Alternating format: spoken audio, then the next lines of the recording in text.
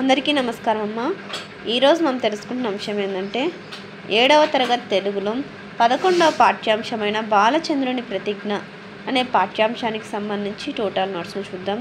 నోట్స్ను చూసే ముందు ఇంకా మన ఛానల్ సబ్స్క్రైబ్ చేసుకొని వాళ్ళని దయచేసి సబ్స్క్రైబ్ చేసుకొని లైక్ చేసి షేర్ చేసి మీ ఫ్రెండ్స్కు రిలేటివ్స్ అందరికీ సబ్స్క్రైబ్ చేసుకోమని చెప్పండి. నా ఛానల్ని సబ్స్క్రైబ్ చేసుకొని ప్రత్యక్షంగా పరోక్షంగా సపోర్ట్ చేస్తున్న వారందరికీ పేరు పేరున ప్రత్యేకమైన హృదయపూర్వక ధన్యవాదములు. ఇంకా ఆలస్యం చేయకుండా వీడియోలోకి వెళ్ళిపోదాం. బాలచంద్రుని ప్రతిజ్ఞ. బాలచంద్రుని పరాక్రమాన్ని ఎవరితో పోల్చడం జరిగింది?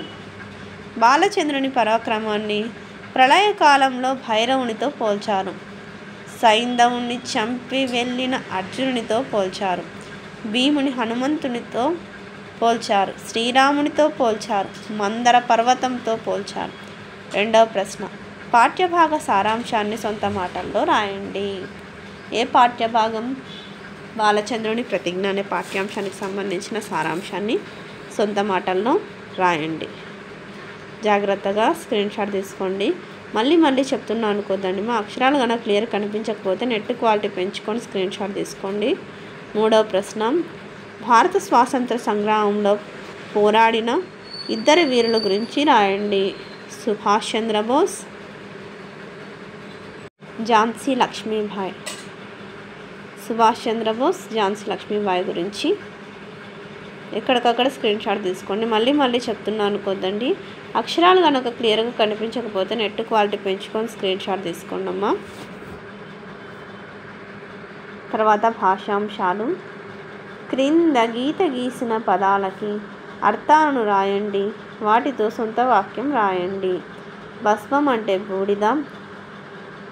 సొంత వాక్యం, సగర కుమారుల బూడిద రాశులపై భగీరథుడు గంగను ప్రవహింపచేశాడు. జలధి అంటే సముద్రం. సముద్రంపై ప్రయాణం సరదాగా ఉంటుంది. జలధి అంటే సముద్రం. శైలం అంటే కొండ. పృథ్వీ అంటే భూమి. క్రింది వానిలో ప్రకృతి వికృతులను జతపరచండి. పుత్రుడు అంటే బొట్టె. రాక్షసుడు అంటే రక్కసుడు.